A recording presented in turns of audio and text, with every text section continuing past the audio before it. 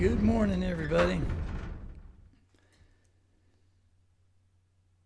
Welcome to about the 25th time trying to do this live stream around redesigning, rebuilding the award-winning Mission Turfgrass done by the amazing Kevin Thorn.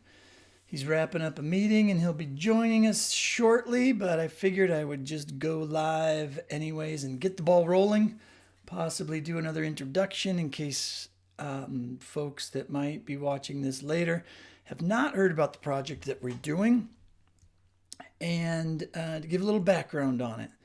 So that's what I'll do now. I adjust my microphone a little bit here. So Mission Turfgrass is a project that Kevin took on back in 2010 when he first decided that he wanted to go solo. He wanted to go be a contractor, be a consultant, be an e-learning authoring contractor. And I convinced him to create a project and submit it to DemoFest, the early days of DemoFest. Now you guys probably remember or know of DevLearn DemoFest, and it's a pretty big deal, and there's so many projects you can hardly get around at DevLearn to see them all. Back in the early days, we didn't have that many folks wanting to show off their stuff, so I talked Kevin into it, and he came up with a fun idea about building a project to learn about the different types of grass, different types of seasonal grasses, and the maintenance and care and all that kind of good stuff. So that's where we're at today. He created this project. He won Best of Category. He won Best of Show at DevLearn Demo Fest in 2010. And then he basically has mentioned before that it pretty much launched his consultancy by winning that, and it's been nothing but a ride for him ever since. So, what we're going to do though, but he built this in an early version of Articulate Studio, I guess is what it was called back then. It was a PowerPoint plugin. Built the whole thing in PowerPoint, and what we're doing is we are redesigning the project and going to be building it inside of dominKnow's environment called Claro, which is a fixed pixel PowerPoint style environment, very, very similar to some of those fixed pixel authoring tools. The original idea for this project, not Mission Turfgrass, but for us redesigning it, was to do it live, go through this process so that we could share the design process, or in this case, the redesign process, with other instructional designers, other e-learning development professionals, so that everybody could learn as we move along. And also for us to get feedback from the community about how to redesign it. What do they think, could have been improved upon the first version of it, and how should we redesign it and make it better in the second version? So we did this a few weeks last year to kind of get the ball rolling, and we've got a fairly decent portion of the project put into Claro. Let me go ahead and switch this screen over. And so you can see this is page 1. This is dominKnow. Doesn't seem to be actually fitting on the whole page. So let me make sure that we can see everything about the interface here on the screen.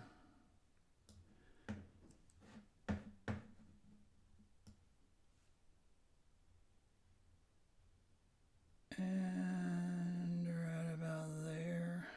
Okay, good. That'll work.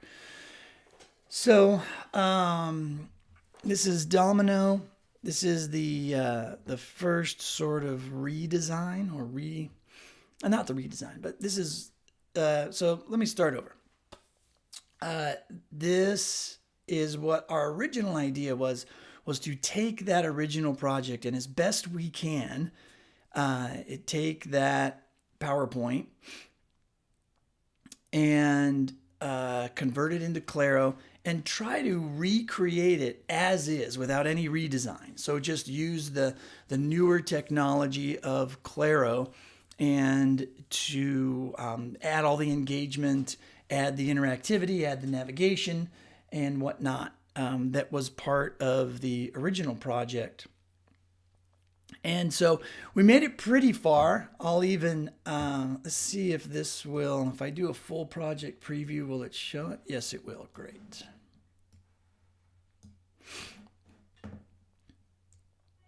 There's even some great audio. I don't know if you're going to be able to hear this, but we'll see.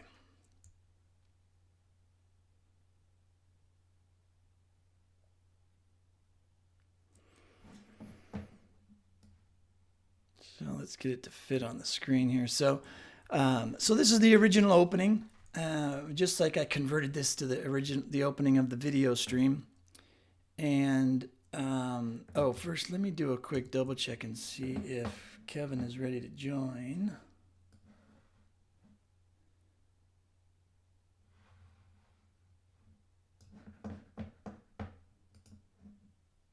No, not yet. Okay, so we've got Mission Turfgrass here. This is the sort of the theme you can see has a very a military design to it, which is kind of fun. You got to have kind of a fun look and feel to things these days. So you click the open button here.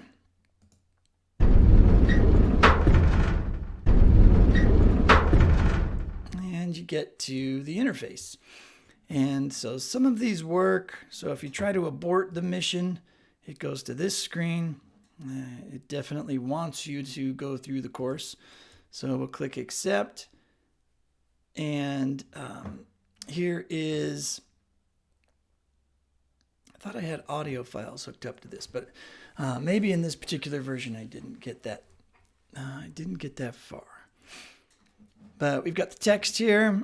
You can go to the objectives. Objective. Oh, here we go. Types of grass. Successfully recon American neighborhoods and identify various types of grasses used in suburban lawns. There you go. So then what you're supposed to be able to do is click on Objective 1, and then you're going to go through here. We're going to unlock it. Objective 1.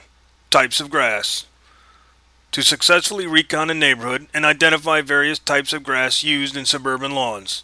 You will encounter several interactions where you'll learn more about cool season grasses, warm season grasses, and transitional grasses. This information will be vital to the overall mission. Check your gear and grab your ruck. You move out now.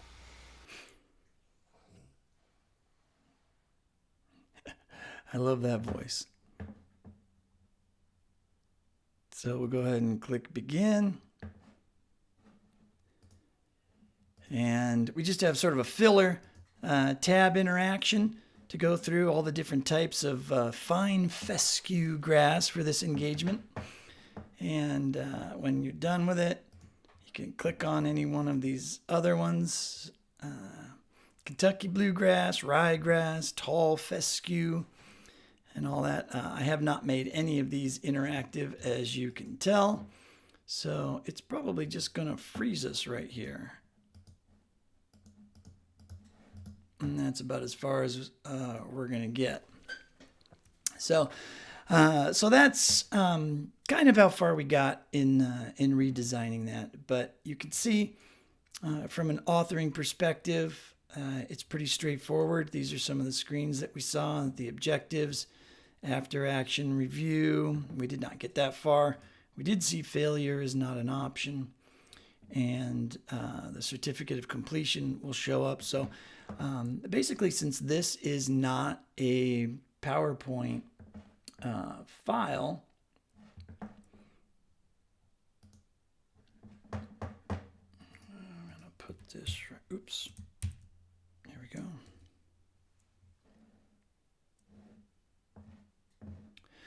Since it's not a PowerPoint file, we need to take each one of these pages that was converted from the PowerPoint and put it into a learning object, which is what we refer to them in dominKnow, and each one inside of a module. So the whole entire project that we have here will be broken down into the same categories that he has created.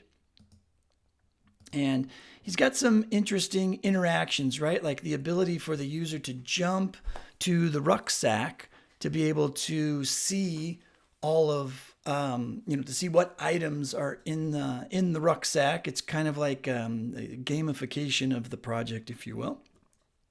And so the rucksack slides and what that looks like after each one is completed, it looks like this. Okay, and some of these need to hide and show, things like that. But basically what this will come down to is probably one slide at the end of the day. This will probably just be one slide, and then we will animate each of these. So I think each of these, so this is how he had to do it when he built it in PowerPoint, was to have one slide for each one of these. I think what we're going to be doing, if I continue to get this original, if I try to finish building this inside of Claro as is, and get it as close to its original state as possible, the rucksack will only end up needing to be one page, okay? And all the rest of these can probably be deleted. And so far, the same with some of these other slides, right? Like, since the interactivity is so much better inside of dominKnow than inside of a PowerPoint project, a lot of these slides that were necessary back in 2010 when he designed this are not necessary. So, but I also did not want to just delete everything. And just in case I needed to go back to it for whatever reason. So I created a hidden learning object that I just take all of the unused pages and just drag them down into that learning object. But yeah, so 4 learning objectives to go through, and then the rucksack, and then of course when everything's done, we've got variables in here that are kind of tracking this progress and where everything's going. So overall, it's a super cool little project that kind of stalled with other projects taking up priorities as they have a tendency to do and whatnot. So that's where we are at, and I'm just letting this live stream go until Kevin can join us. I'm gonna drop a link into the community, see if anybody else wants to join us today.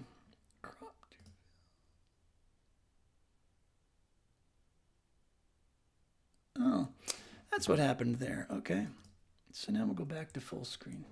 I did the crop to fill before, and that's why that the edges were cut off. But now we're full screen, so it's all good. I have to go find the YouTube channel to share this.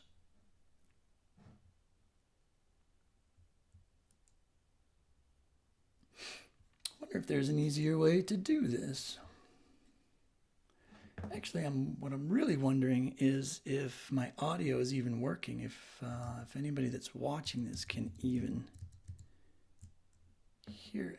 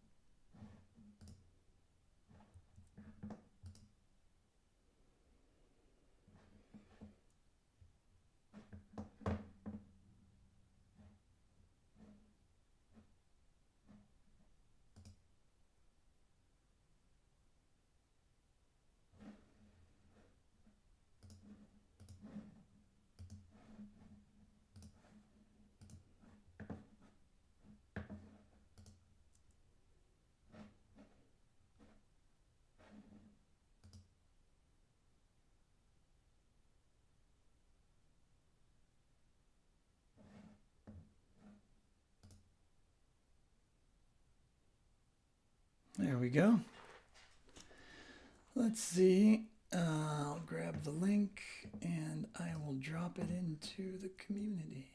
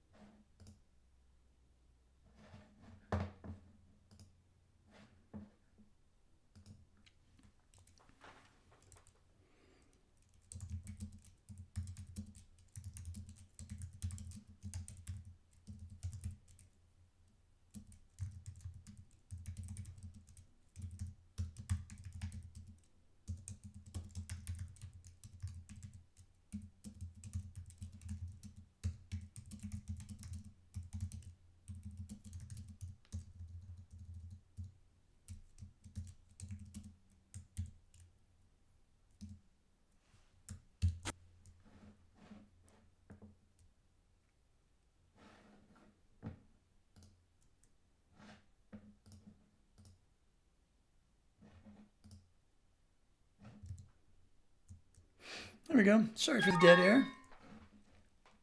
Oh, there's Kevin. Guest is in the green room. Yes, he is. Well, good morning, my friend. Morning. How the heck are you? Oh, chasing my shadow. Well, we're live, so you can chase your shadow and we can pretend that there's people watching. But at least you have a cup of coffee. That's good. I should probably reload. It's empty. I think I just finished the last drop. No, wait, I might have a little bit left in my furnace. You have a refill at the ready. I love it. Yeah. Most mornings, I'll go through this whole thermos here, which is about, I don't know, three of these cups. Nice. That way you can tell people you had one cup of coffee. Yeah. Well, that's, we're going down another rabbit hole because a cup is 8 ounces, right? Right. That's not enough. No, this is a 6-ounce cup. So this is truly not a cup of coffee, right? So two of these is only a cup and a half. Well, there you have it. Learn something new every day. I mean, if we want to go to semantics and all that, right? Yeah, no, we don't want to do that. We want to talk to people about redesigning this mission Turfgrass. Man, let's do it. Let's do. I would just, it was perfect timing. I was just wrapping up, giving the overview background again for like the 20th time. But I figured it's always worth it since we're kind of starting from scratch and redesigning how we're doing this every time. So it's all good. Just in case somebody's joining us for the first time. Well, we were looking at the last time, if I recall, we were rejiggering the overall path. Yes. Yes. So part of the redesign, you had a drawing that we'd started, a flow chart that we were working on, and just kind of rethinking and redesigning, just getting that basic foundation set up, and then we were going to take it from there. I'm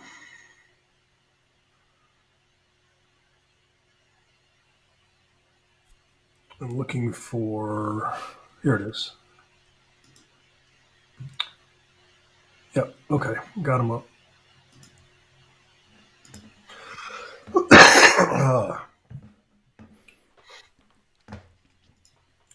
Am I sharing? I need to share my screen. Yes, you do. It's the one thing I can't do on this end. Something you can't do on that end. Let's see.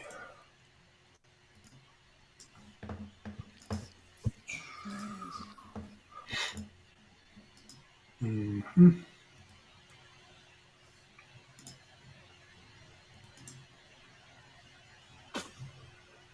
So this was the original. This is the original one. And as we talked last time, there were a few things that I had to omit because of the state of technology, I guess, what you could and couldn't do. So the opportunity here is kind of rejiggering a few things, and that was about adding this passcode, kind of, um, kind of like a padlock, if you Yes. will, right? So it's kind of like you can. Um, and I can't remember the military term. I'd have to go back and dig out one of my old manuals. But every time you're making it, if anybody's on that can help rejigger my memory, but anytime you're, say, calling in fire, like you see a target of opportunity, and you want to call in artillery or some kind of airstrike on something, Oh, what do we call right? that? So you would pick up the radio, a call sign, and you would call for fire. But you got to make sure, um, you submit the coordinates along with a code that changes randomly every so often. And then when you call for fire with the grid, first they'll verify the location that you're not dropping, unfriendly a friendly position. Right? Once they verify that it's correct, then they'll send you a code, and then based on the code they send you, you look up in you've got this code book, if you will, and then you have to decipher the code pretty quickly, and then send them back the answer to that code within a time. Yeah. And if you don't do it within a certain amount of time, they'll send you another one. Anyway, so kind of without getting into that kind of detail, I thought this is kind of the same thing. We're going on an objective. But in order to access the objective, you've got to get sort of authorization. And that's where this code would come in. You enter a code to access the objective. Where you get the code is in the mission brief. So that would be back here. Somewhere in here would be each one of these objectives would have a clue Okay. on where to get the code from. Then when you get here, you have to enter that code. And then there's a hint. If you don't know what it is, go back here and look for the code. Right? So you're stuck right here until you solve this first sort of problem. And it's not difficult. Make it easy enough that you're not stuck. Anyway, once you access the code, then you get your first. You get your rucksack here, right? Here's your clue. So that would be kind of the objective clue, and it's not so you wouldn't go all the way back, but this is kind of a hint on where the first clue is to get the code. Okay. Then you get in here, and then you get sort of more of a detailed mission execution kind of execution order on what your objective is, and it's types of grass. That's your first objective, and then that's pretty much the model. So each one of the objectives follows the same sort of entry model, right? And then when you get done, you have an extra after action review. Objective one is complete. And the after action review, this is the other thing I might want to add, because in the initial there were just sort of click and reveal type things. There was no assessment or Yeah. that kind of thing. So what I'd like to do in some of these areas here is you learn about the types of grasses and then do some kind of an assessment, like this grass. If you lived in this part of the country, is this a warm grass or a cold grass? And then, kind of help you discern the differences between cold climate and warm climate grasses. After action review is kind of like, think of it as, a results, right? Here's what you've just learned, Yep. kind of thing. And then the objective one complete is kind of like, the big mission accomplished or objective complete stamp, dossier folder. It's been completed. Yep. Okay, got And it. then you earn another item to your rucksack. So you might earn a boonie cap this time, or a canteen, or a compass, or whatever. So that model is the same across the other four, all three objectives.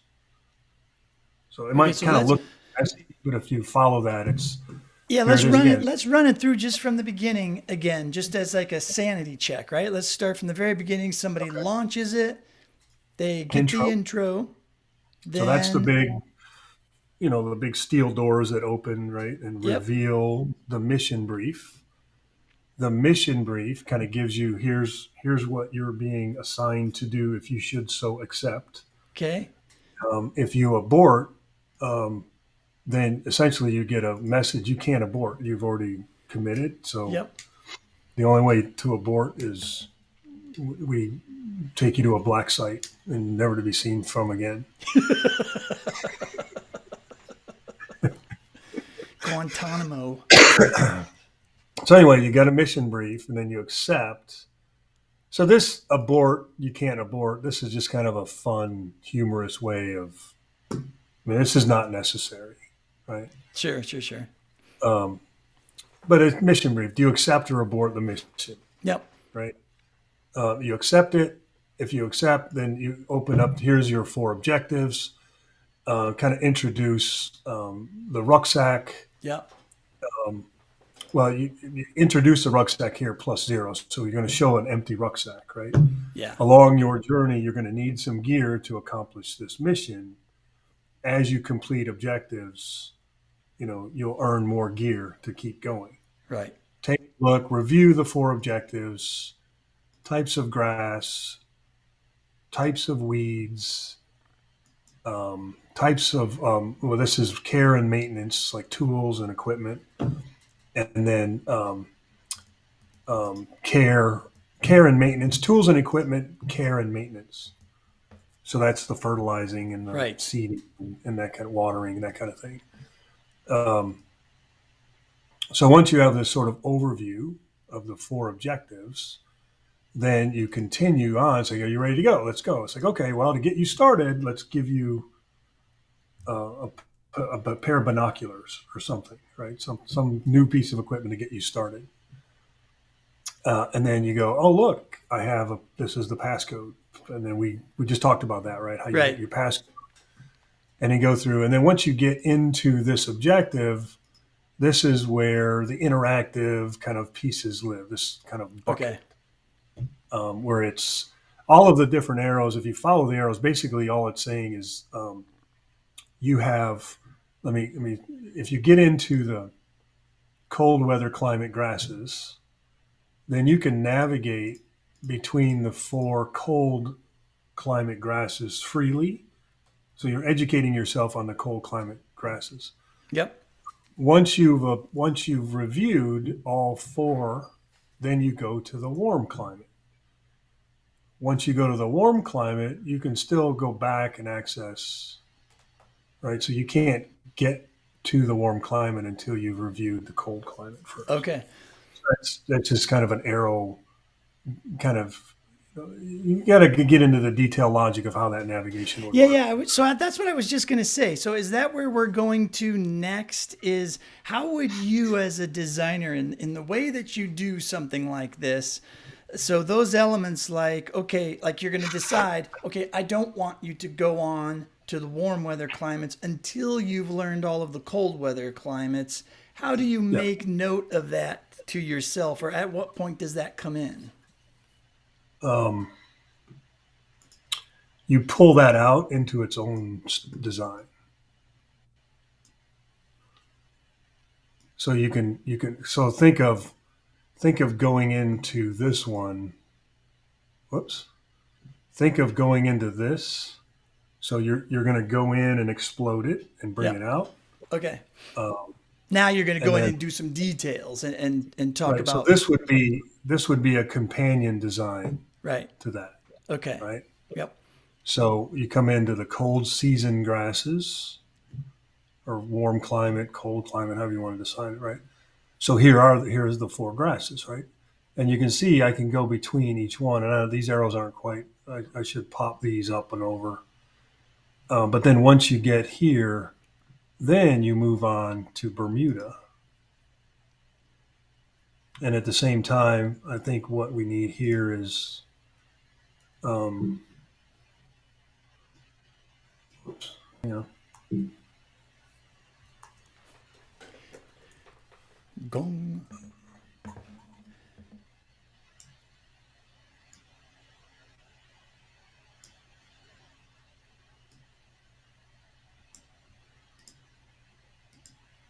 While you were doing that before, I did a quick Google search on how to call for mortar fire, and that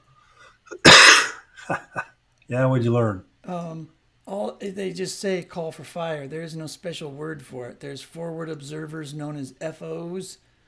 Yep. No, there's a whole nother tactic on how you call for fire. Oh yeah, well they have a whole little chart here that explains how you do it. So the observer, the FDC call sign, this is observer call sign, adjust fire over grid, minimum Yeah, 6 digits over target description size and activity. There's that's it. a whole chart on how to do it. Yep, that's it. So FDC is a fire direction center, and I was pretty good at it too. I was a fire direction center chief. I commanded the center, right? Okay. So the call would come in, and then there would be an FDC radio operator who would take those calls in from different FOs out in the field. So you have one or two, three, depending on how many batteries you have, how many mortar sections. Um, well, I'd say like um, a typical light infantry unit would have a company, and a company would have one mortar platoon, and one battalion would have four companies. So you'd have four mortar companies or mortar platoons strategically placed in different places around, Yeah. and the FDC would be sort of at the battalion level that would manage the four. Um, well, it depends on how you do it. Each company, I mean, each mortar platoon has its own FDC local. Um, so it just depends on how you set up the command and control. But if it's a major battalion movement, then you would have one FOs would call into the main battalion, and then you would direct that based on where the FO is calling in the target and which mortar platoon is closest to that target, and then you would relay that adjust fire. And adjust fire, what that means is you send one round, and the FOs are watching. Right, they're the forward Yeah. observers. They're watching. So if you kind of think of a triangle, I'm going to do it this way. I know we're talking, and I got my screen shared. Uh,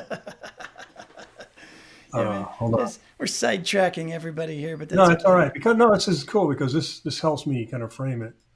So if you think of Hang on, let's do it this way.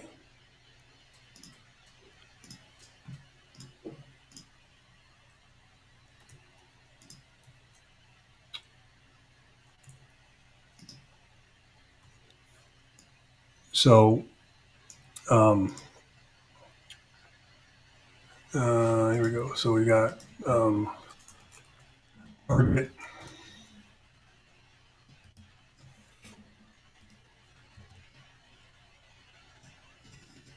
the FO, the forward observer, and then we call it the gun, or we call it a mortar, I guess. So it's indirect fire, meaning the mortar is firing, or the gun is firing. Come on.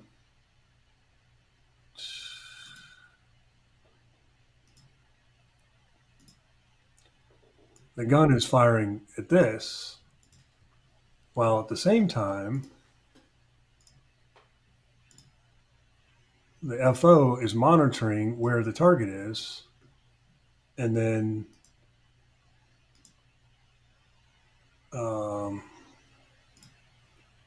these two folks are talking to each other, Okay.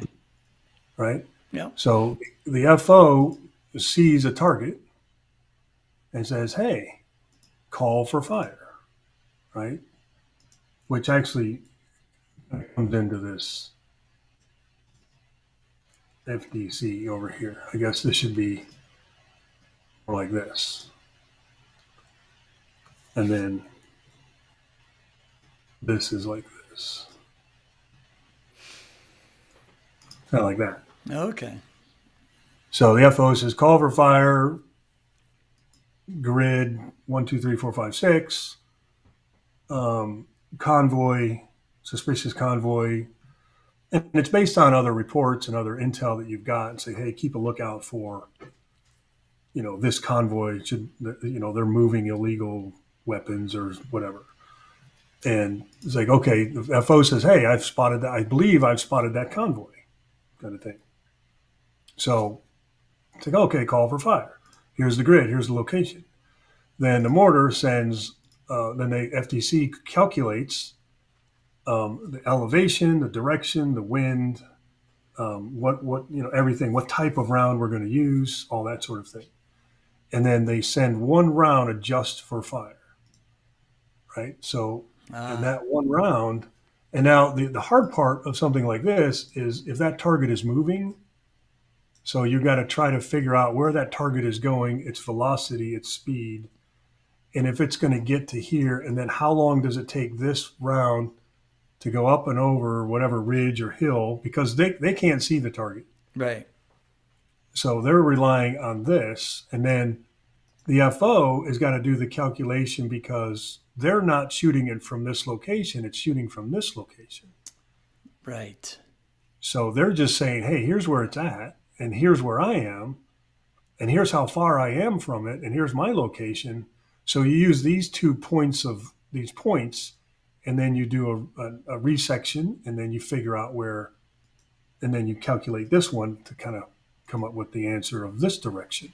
Cool. So you have to find the missing direction. And then elevation is how high do I launch this thing so it arcs, and when it arcs and it comes back down, it lands directly on, center target, given wind and all the other things, the other factors involved. Well, let's say it lands right here. Well, here's the problem. Once you land the first round, they know where you are, and they know you know where they are. Right. So there is no time to waste. So when this team or this platoon gets a adjust for fire, they got to be lickety split. And that next adjustment's got to come fast. So they'll fire. And when they fire, the FTC then relays that back to the FO, say, okay, we just fired a round. The FO sticks their glasses back up, and they're watching that target, and they see that land right there. And as immediately as that lands, they'll say something like, I don't know, add 100, drop 50. So what they're saying is, or let's say, let's say it dropped, let's say it was right here. They'll say add 100, drop 50. What they're saying is add 100 meters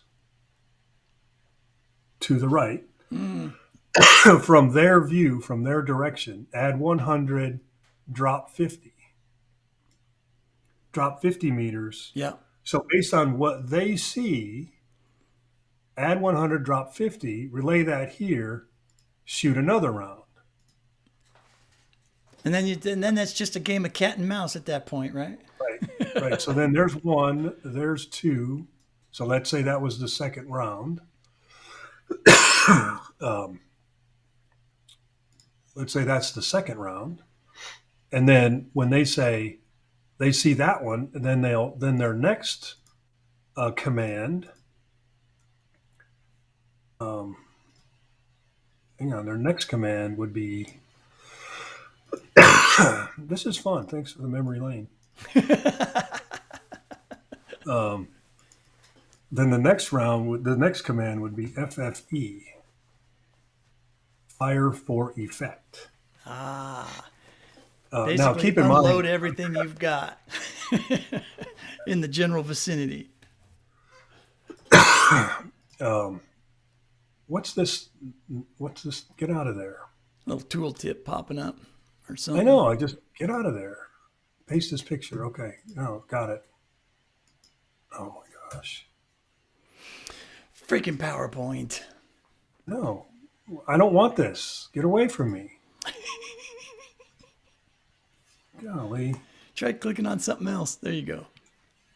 There. Oh, damn it. See, I can't grab it. I know.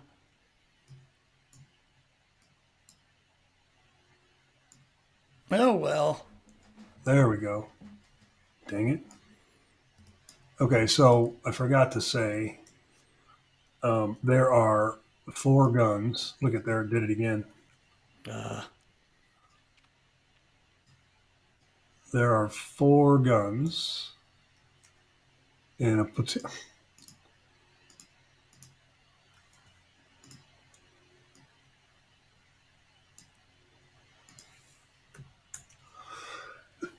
And one of these guns, typically, I don't know, maybe I'm wrong, but it's usually number 2 gun.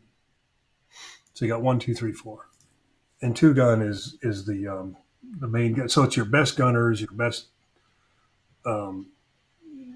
gunners, the best crew, the best gun crew, because they need to be able to fire as fast as fast and as effective as anybody else Yeah.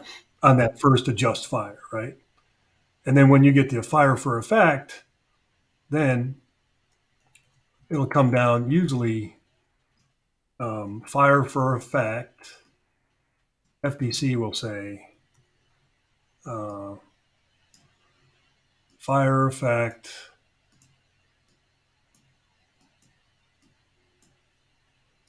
So that's the first one, fire for effect. And then the FDC will send this command, fire for effect, say 3 rounds, I don't know, Willie P. White phosphorus, Willie P for short. And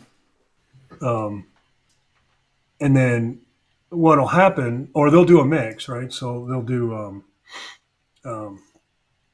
like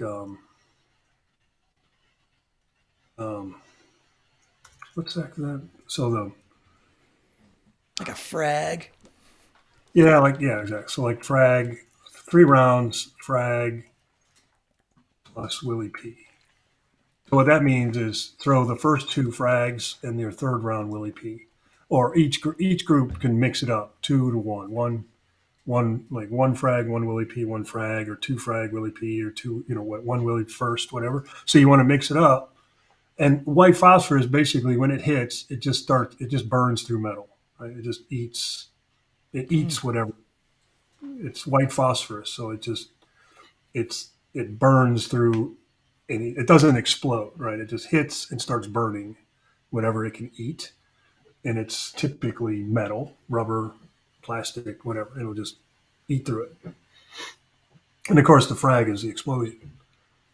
So anyway, so then you do that, and then next thing you know, 3 times 4 is 12 rounds of all that lands on that target and destroys it.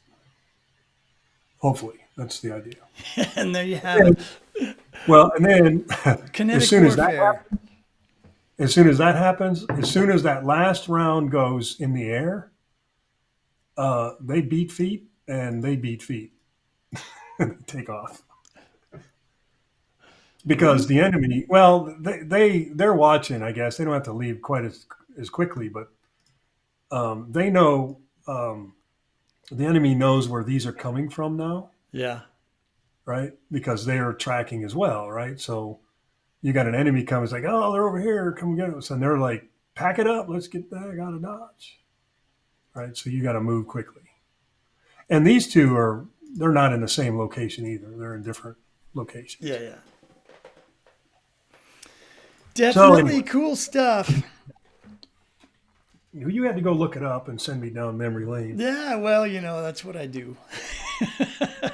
I figured somebody was going to ask, what the heck is this going to have to do with grass? There's nothing to do with grass. Yeah, don't worry But about then, it. I mean, if I don't know if we want to kind of do it more like that, we could do No, I don't want to do that. Nah, let's not go there. Let's not But that would be sidetrack fun. everybody. See, now Does you got this me work? thinking on building an interaction on how to call for fire. I'm sure that's already been done before, but it sure would be fun. All right, let's go back to grass. So All we're right. So figuring anyway, out how to design this thing. We zoom in. We've got the big overview now. We're zooming in on the one spot. And now we need to know how to start putting in some details of what it is we want to have happen on that screen. yeah. So as we mentioned before, we get to, let's say, find fescue. And then when you click on that, this is what it looks like. This is the model you'll see. So what is fine fescue? The recommended uses: temperature tolerance, drought resistance, shade adaptation, water resistance, and any other details. So you get all the information you need about that particular grass. And then it's all this, they're modeled all the same, just different information, different content. One of the things that might be fun is to then do some kind of a comparison, like on temperature or shade at, which of the cold season glasses have the strongest temperature tolerance, or what is the best grass for shade adaptation. Ah, okay, there we go. Those types of, so add a little bit more of an assessment kind of thing. Yep.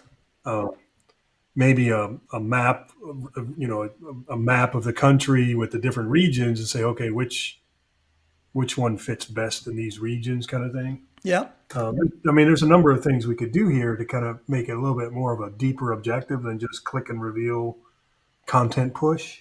Yeah, I'm thinking just before we get into too much details on each one of those and the interactivity and stuff, just thinking through, like specifically that one point you made kind of triggered this thought in my head of, okay, do we want them to, go to the cold season grasses first before they go to the warm season grasses, or vice versa, or whatever? So that level of decision making, or do we want to give them access to all the cold season and the warm season together in one shot and not worry about it? And I start thinking too, from a design perspective, do you go to your subject matter experts and ask them to get some sort of a consensus on what they think, or do you just sort of make the call? Yeah. No, that's a great question. I think the latter in this regard. I think before the original design was I didn't have a choice. Right. Because the authoring environment was a linear PowerPoint. So I had to keep things as linear as possible, just because of the authoring environment restrictions. Right. From a learning perspective, learning about grasses, does it matter if I learn about warm grasses before cold grasses? No, it doesn't. There's really absolutely no reason why I can't learn them all at the same time. From a subject matter expert perspective, if I was the SME and you were asking me, my question would be, what region do you live in currently? So if we wanted to put a sorting activity to where they would punch in, there's a map. I live in the Pacific Northwest, that region, that climate zone. Then you click on that. Then here are the grasses that are best for that area. So maybe and then the instruction is just focused on those particular grasses, and then maybe that's how it's sorted. Yeah. either that or flip it the other way. Learn about all the grasses first, and then say, okay, what grasses are in your region? Learn, now funnel it down to their region. So put the map on the back end of all that, Right. and three grasses kind of show up. I like too that you mentioned before we go on just the fact that the constraint of the tool actually does have bearing and weight on the decision making. Oh, sure. Yeah. Well, here's the conundrum, and I'll share this with as many people as I can. The conundrum is a lot of folks are in a situation where they only have one tool. They only have a storyline, or they only have a Captivate, or they only have a Claro or a Flow. That's all they have. So that tool, every tool, doesn't matter which one, every tool has capabilities and it has its limitations and restrictions of what you can and can't do. Like whether it's full responsive or part responsive, or I can do this here, but I can't do it over there. So the conundrum is you have to master your tool in order to know what decision to make in the design process. And most people are not at the mastery level of their tool at that level where they can say, I can think through this design well enough that I don't need to be in the tool because I know what it can and can't do. So my advice is forget about the tool. It doesn't matter what tool you have or if you have an entire toolbox. Yeah. Shut the tools down and do this process and design it on how you would do instructional design. What is the best learning path based that supports the objectives, that supports the overall learning outcome? Are you changing a behavior? Are you increasing awareness? Are you trying to teach a new product? Whatever the objectives are in the end, that's your focus in the design phase. And then design that activity in such a way as this is what I would like to do, or this would be cool. Like we were just saying, it'd be cool to do a map, funnel it. It has nothing to do with the tool. Whether we can do it or not, we have to prototype, right? Then we do some testing. And we figure out how to make it work. Then we figure out how to do it. And then it's at that point in the prototyping phase where we start identifying the gaps and the restrictions and the opportunities and things like that we can say, oh, why don't we look at it this approach? Or we can't do it this way, but what if we did it? We can still satisfy the design, but we have to refigure out how to develop that design. Right. Aside from what we originally thought we could do with our given authoring environment or tool. So I would just suggest, forget about the tools when you're in this mode of thinking.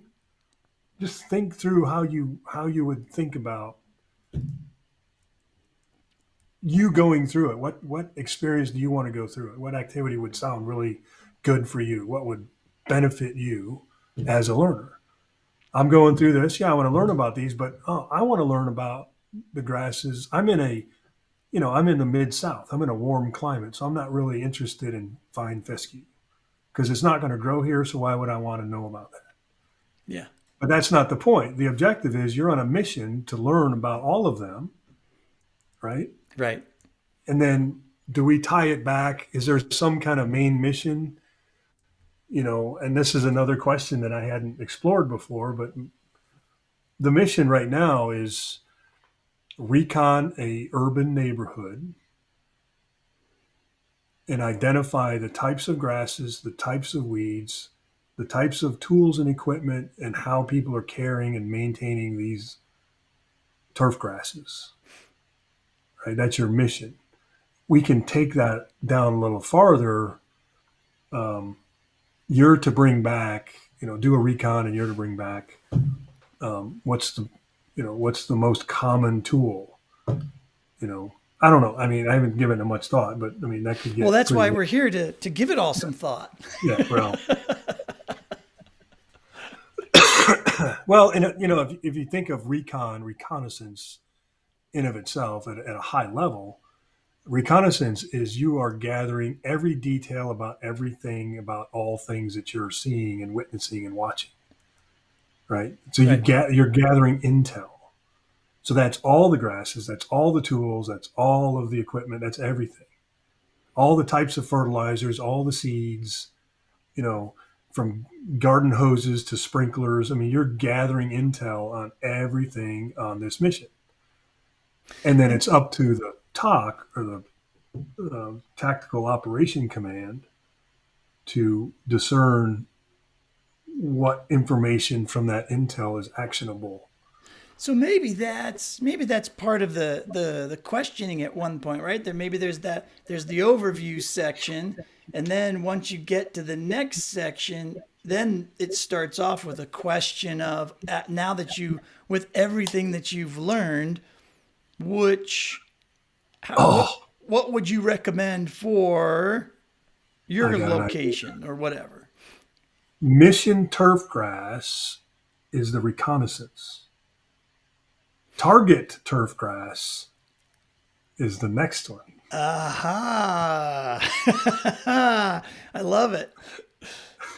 That way you can do the triangulation theme. Yeah, target turfgrass. We've gathered the intel from your reconnaissance, and based on this intel, you have 3 targets of opportunity. There you Yeah, that go. sounds. Yeah, you have to go call in, do a forward observe call in, and blast weeds out of somebody's yard or something. I don't know. Drop 80 pounds of fertilizer. And all right, now we have to completely change the whole entire flow. Okay, let's not. No, no, but that's the cliffhanger, right? So let's think about that for a minute, because um, if we come back here, we get all the way down to the um, 4th objective, completion. Um, this should be objective 4, and this should be AAR.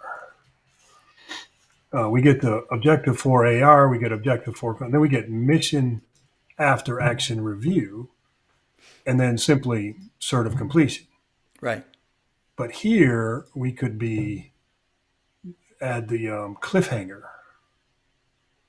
which is you get cert of completion, whatever that might And be. now But now that you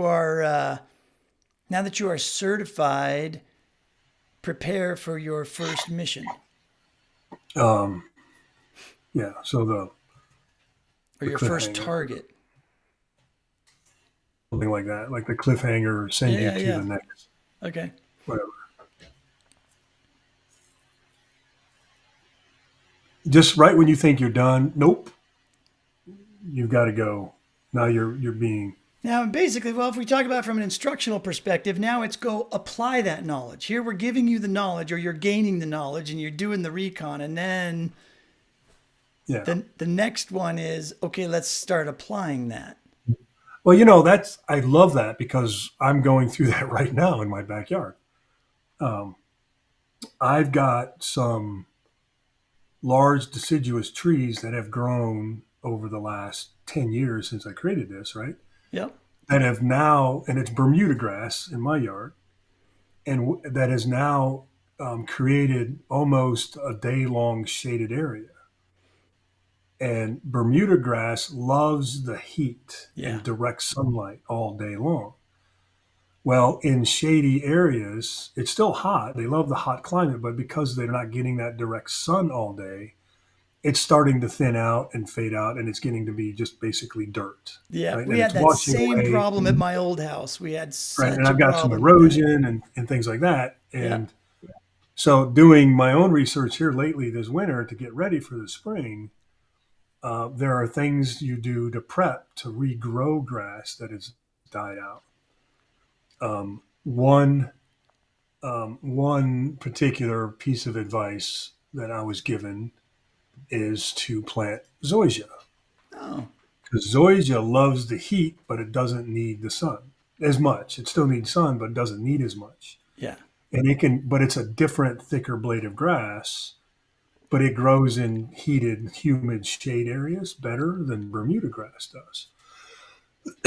So that's one option. The other option is to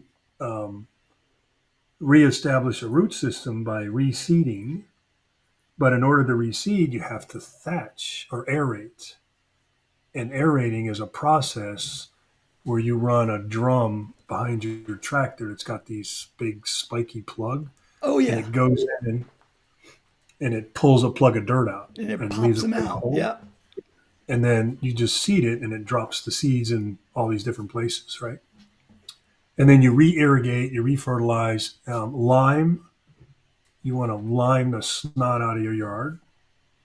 So maybe there's an objective there. You've identified a bare patch, and you need to, and that could be kind of one of those humanitarian missions, right?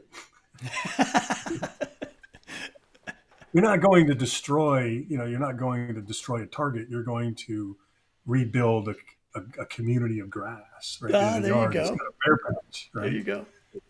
So that could be a humanitarian objective. And the other one is, yeah, the pesky poana weed that's not in this, but it's a new weed that just invaded my yard. The other thing is disease and bugs like the armyworm, which will eat your entire yard in about 2 days. The army worm. Yeah, the armyworm.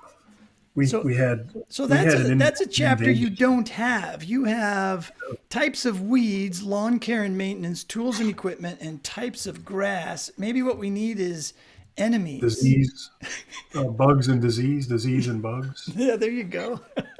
Um, The no, bad no, guys. that we don't, because the armyworm. That's first time I've lived here 15 years. First time I've heard of them, nor they've been in my yard. And it started. You start hearing around the community, how do you get rid of armyworms? This and that. It's like, what in the world are these people talking about? And I'm thinking of worms, right? Yeah. Well, they're not, like these little teeny tiny caterpillar kind of things. And they basically consume grass blades. They just eat grass. That's all they do. They eat. But it's like a swarm of them. And it looks like a black and brown yard because you've got all these little tiny worms eating all your grass, and they eat it down to the root. So you got all, and next thing you know, it just kind of spreads, and it looks like think of burning grass. You burn grass, Oh yeah. right? Just think about that. It just over the one day at a time. It just seems like your yard is getting burnt. Oh, that's wild. And by the time we discovered it, found out, got some help, got out there, they took out half my backyard Oh, jeez. in about 3 days. Well, So all right. So we should that wrap could up be today's design session for well. You know today. what? I haven't been. Hang on. Let me stop sharing. No, I'm not going to stop sharing. Let me finish up right here. Okay, yeah, wrap that up. Um, Let me add some more info here because we've been talking about some great ideas. So we talked about So let's target capture them. turfgrass. We talked about bugs and disease, armyworms, other weeds like poana. Um,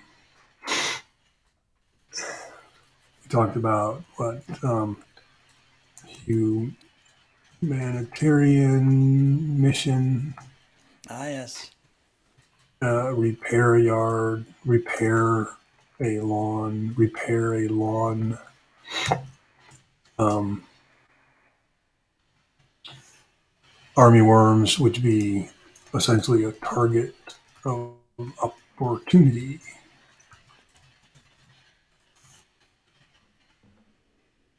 What else did we talk about?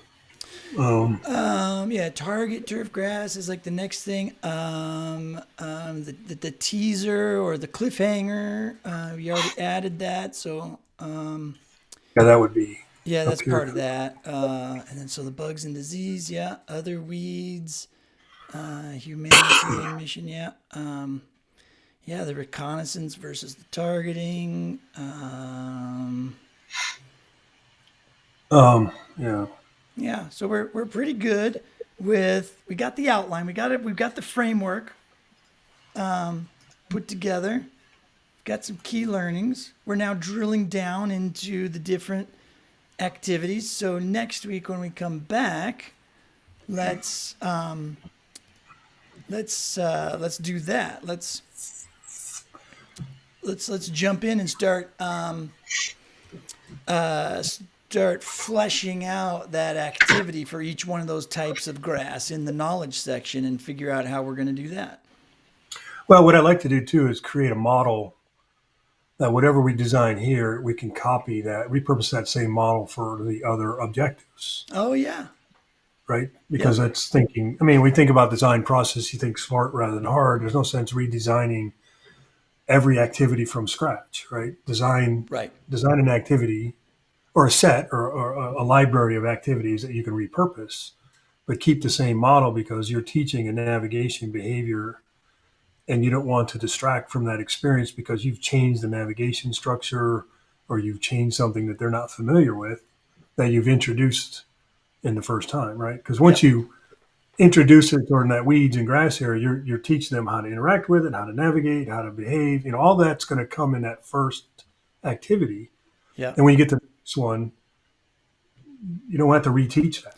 Yeah, that the interface and the interaction should just be transparent. It should be all about the content at that point, Yep. right? Yep. Perfect. That's, I love it.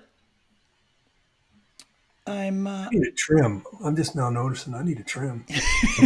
you're a little fuzzy. Kind of All right, fuzzy. I'm gonna see if I can click the right button here and close this thing. Oh, I'll go to preview mode and see if I can do this. I'm gonna see what this looks like.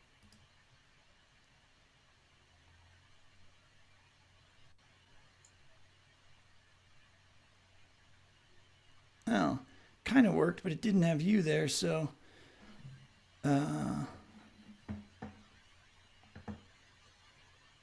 Mission gate video showing all scenes. That's what I want. Okay, going back to us, and now this is what's going to happen when we end the show.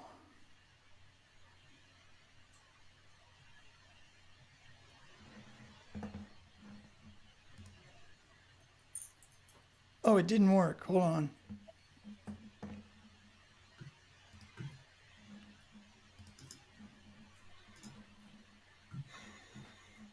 Arg. Okay, one more time, except this time it'll be live. And go.